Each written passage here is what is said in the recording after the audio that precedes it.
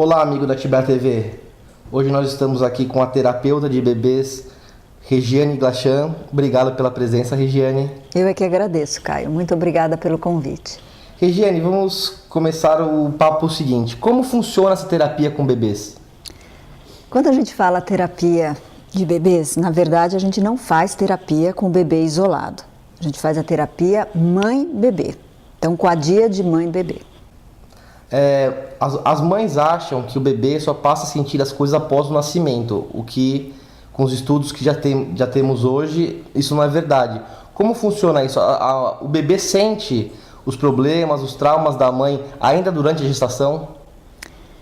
A gente não pode falar de uma forma assim tão simplista, que o bebê sente os problemas da mãe. Não é que ele sente os problemas, ele sente os problemas da mãe através das variações hormonais, e no caso a gente diz pela liberação de cortisol, adrenalina, que levam ao estresse do corpo do bebê, do emocional do bebê, e também da forma que essa mãe, durante uma situação de estresse, de problemas muito intensos, ela começa a se desligar do bebê psiquicamente. Então o bebê percebe essa desconexão de corpo e mente da mãe em relação ao seu próprio filho. Qual que é o maior medo do bebê, não sei, durante a gestação ou após o nascimento? Qual é o maior medo que a criança tem, até inconsciente, né? Qual que é esse maior problema que pode gerar um problema futuro para a criança? O maior medo das crianças, e não tenha dúvida, seja ele dentro do útero e pós o nascimento, é o medo de perder os pais. Principalmente o medo de se desconectar de alguma forma dessa mãe. Então, você vê como é importante a formação do vínculo e do apego. Então, desde a gestação, o maior medo, seja do feto, seja da criança, é de se desconectar da mãe. Na verdade, não é o bebê que se desconecta da mãe, é a mãe que, por algum motivo, se desconecta desse bebê. Regiane, fala um pouco do estímulo com os bebês. A mãe normalmente acha que estimular o bebê é só depois do seu nascimento, mas há como fazer esse estímulo ainda durante a gestação. Como é que é isso? A estimulação do bebê intraútero é um exercício, é uma brincadeira muito bacana. Até pouco tempo atrás, a gente imaginava que o estímulo que a gente dava para esse bebê era só pautado no estímulo tátil, né, da mãe acariciando seu ventre e conversando com o bebê. Então, hoje os estudos mostram que nós já podemos trabalhar as múltiplas inteligências da criança desde o intrauterino. Então, não só através do toque, da fala, da música e também de algumas brincadeiras que a gente promove com o bebê, onde a gente já vai inserindo esse bebê, aí estimulando a sua audição, a sua percepção tátil, o desenvolvimento da expressão do raciocínio, coisas que a gente não sabia até pouco tempo atrás. E existem programas muito bacanas que falam sobre isso, né? Principalmente a Little Genius, Baby Einstein, e aqui no Brasil a gente tem com a gente o Bebê Prodígio, que também é uma coisa bastante interessante para as mães fazerem.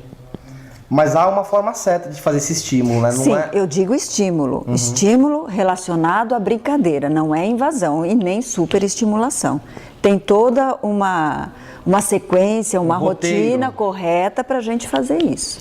Porque como a gente estava conversando em off, você disse o estímulo de sons. Uhum. O bebê, às vezes a mãe acha que colocar qualquer tipo de música vai estimular o bebê, que ela ouviu dizer que o som estimula o bebê. Uhum. Não é colocar um tipo de música inadequado. Tudo isso tem que ser feito corretamente, né?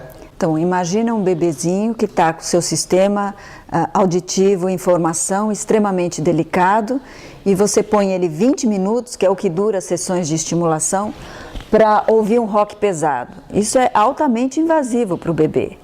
A mesma coisa a gente fala assim, não, então vamos ouvir música clássica. Mas também não é qualquer música clássica, você põe como eu comentei com você, você põe um Tchaikovsky, o bebê fica altamente excitado, né? A frequência cardíaca dele sobe, a movimentação dele aumenta. Então, a gente está falando músicas direcionadas para aquela fase gestacional da mulher. Como, por exemplo, Vivaldi, algumas peças de Bach, músicas do folclore brasileiro, mas que estão mais relacionados à calmaria do bebê, não à superestimulação. Saindo um pouco dessa parte de estímulos, Tem como saber como o bebê na fase adulta vai ser a partir das características dele quando criança, de quando bebê? Bom, isso é uma coisa complicada. O que eu posso dizer para você é que desde o intraútero, o bebê já tem o seu temperamento, né? Então, é lógico que a gente tem bebês que nascem mais calmos, bebês que nascem mais agitados, bebês que são mais influenciados pela estimulação do ambiente, pela luz, pelo cheiro, pelos barulhos. Então, isso é o temperamento, ele é teu, genético, nasceu com você. Agora, a personalidade, ela vai sendo moldada através do temperamento e da influência do meio ambiente. Então, eu tenho um temperamento X e nasço dentro de um ambiente hostil, quer dizer, esse ambiente vai ter uma influência muito forte dentro da formação do meu caráter, né? Da minha personalidade. Nós dissemos do medo do bebê sofrer um desamparo. E ao contrário, aqueles bebês que são super protegidos pela mãe, que crescem sendo super protegidos, essa superproteção pode trazer um problema futuro quando ele se vê que ele tem que ir para a vida, ele tem que se virar sozinho. Isso atrapalha, essa superproteção da mãe atrapalha no futuro do adulto? Então, tanto o abandono como a superproteção é uma forma de desamparo.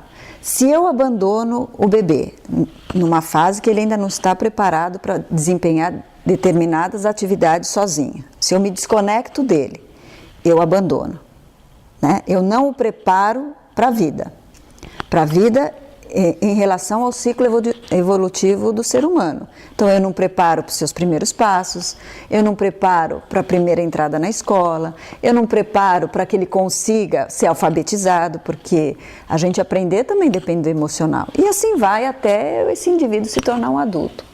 Por outro lado, se eu superprotejo, eu também abandono.